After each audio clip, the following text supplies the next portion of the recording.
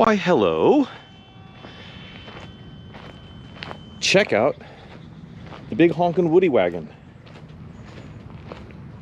This thing is very, very cool if you ask me.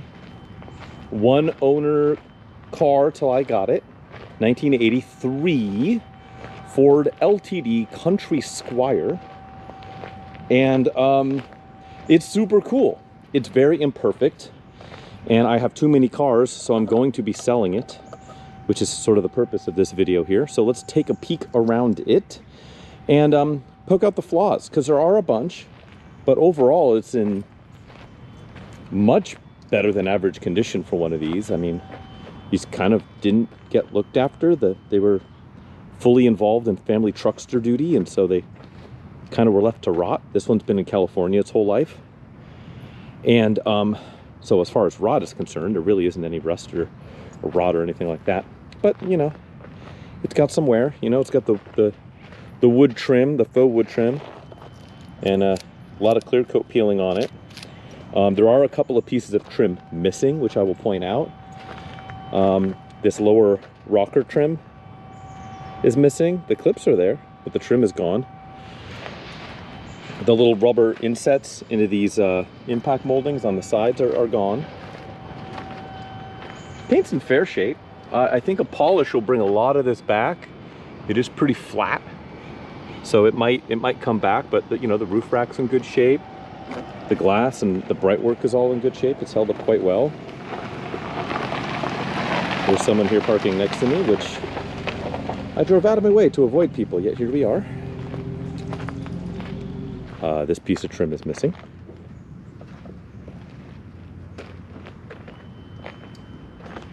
We'll take a look in the back. This one is broken. I have the missing surround here somewhere, but you can see it's broken. Maybe a glue or a plastic weld job could fix that. So you can spend time doing that, or maybe you'd rather be fly fishing, I'm not sure.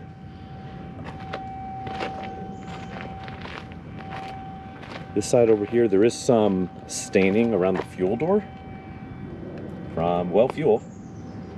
The little vinyl side here didn't take to a number of fuel spills over the years, and that's kind of what we see there. Tires are in good shape. I don't see the date on it, but we can pull that. And then the biggest flaw here is this. It's a pretty good dent on the fender here.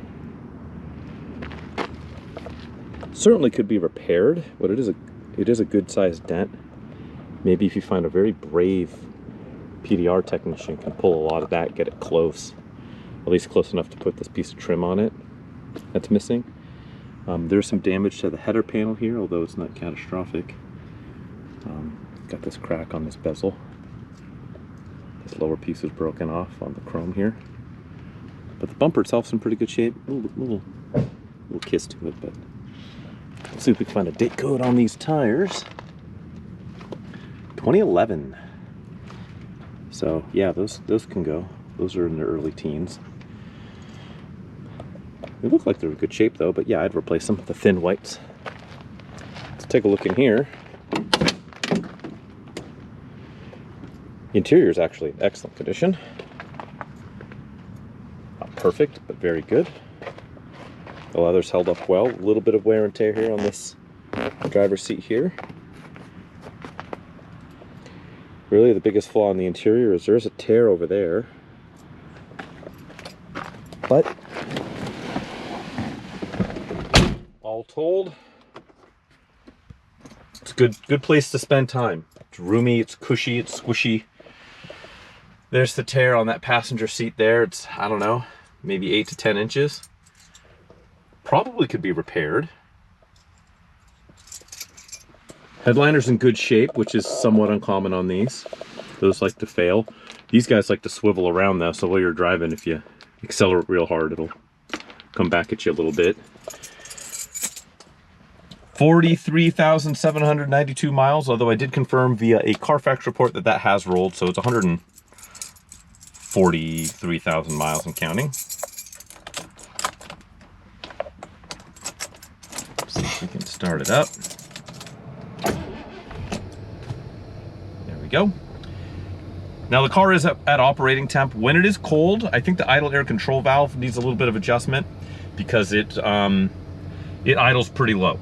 And if you're in drive and it's still cold for the first few couple of minutes while you're driving it, it will occasionally stall and starts right back up, but it's that idle air control valve needs to be adjusted. Not a big deal. It does have a nice working AC. Works on all speeds, blows nice and cold.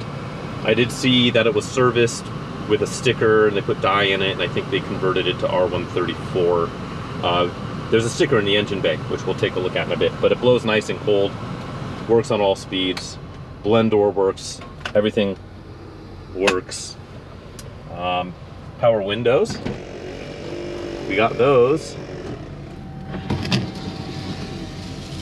Boy, that sounds a little crunchy. I did get it washed, so now that one's a little wet. Going down. That one's going. This one doesn't want to go. I don't know if it's the switch. Let's see. No, that one doesn't work. So either the motor or the regulators, no bueno on that one. Let's take a look at the back seats. Let's pop the hood. Let's look in the back.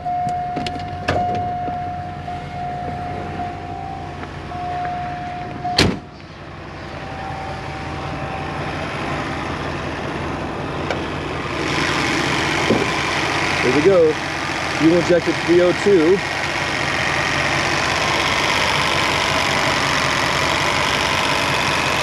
Sitting here idling away. Oh, look at this. ECB valve has popped off. Oh, no it hasn't. It's got two. I thought that had popped off. It's on there actually. Ignore me.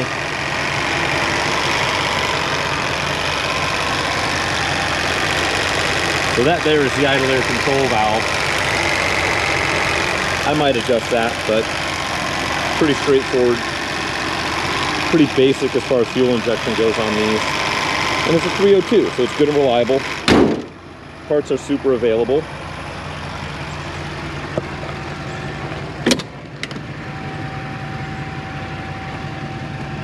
Power locks. Although this one, the power lock doesn't actuate this particular door, but it does do all the others. We got power seats, up and down, back and forth. There's another angle of that. But really that's it. The rest of this interior is quite nice.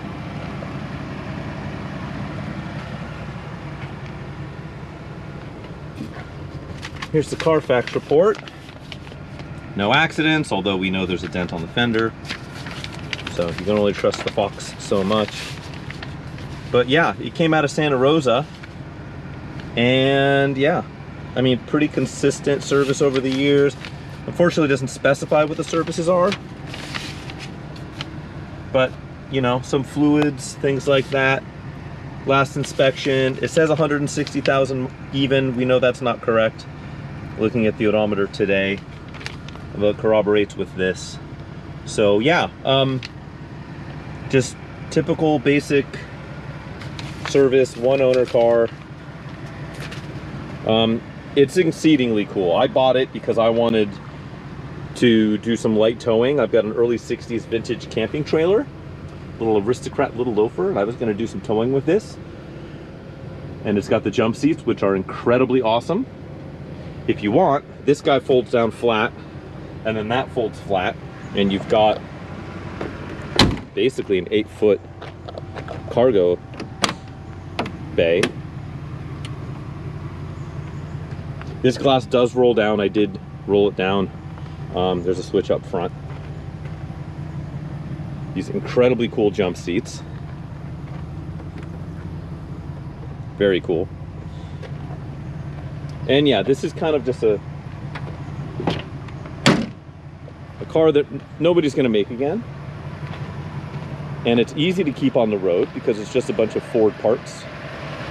And yeah, just, I don't know, very, very cool. Woodie wagon, really everyone enjoys it. It's not pretentious. It's moderately practical, even if it doesn't get the greatest fuel economy. But I don't know, it's cool. So let's go take it for a big floaty drive. We'll get on down the road and we'll see what happens. All right, let's float on.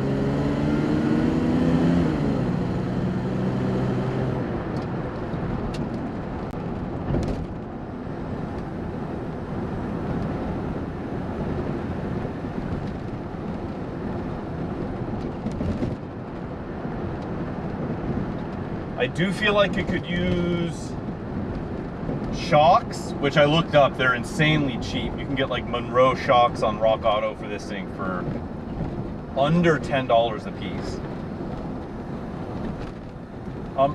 So because it is quite floaty and bobby and wiggly, but they're kind of like that in the best of conditions. So I don't know, they're probably worth replacing. If I was keeping it longer and putting work into it, I would do it. Again, the parts are super cheap, the labor's super easy, and I would do them. But there's a little wiggle to the suspension.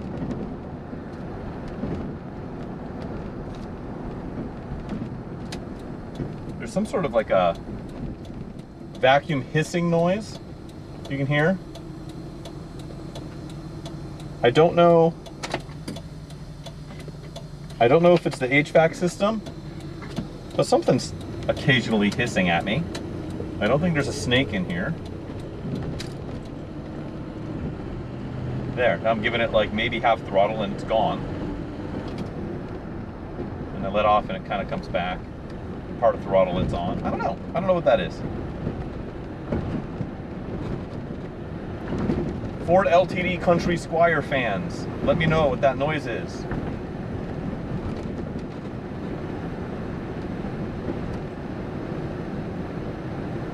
Up here, not too far, there's a freeway entrance. We'll navigate this tight corner and then we'll take it on the freeway, run it through the gears, and call it. Oh. Who will do this corner better? That white McLaren, I think a 570, or this? Let's see.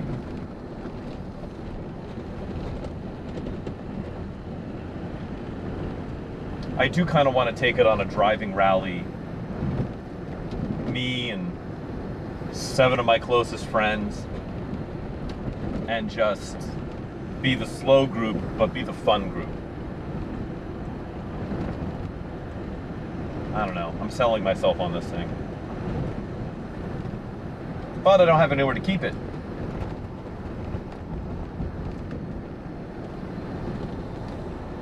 So down the road it goes. Alright, I'm gonna let this matching pair of silver Ford Escapes get a head start. Let's give it the beams.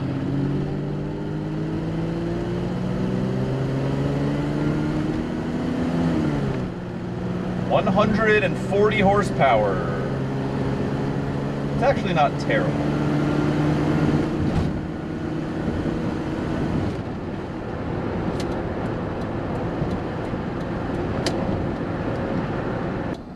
Okay, well that's pretty much it.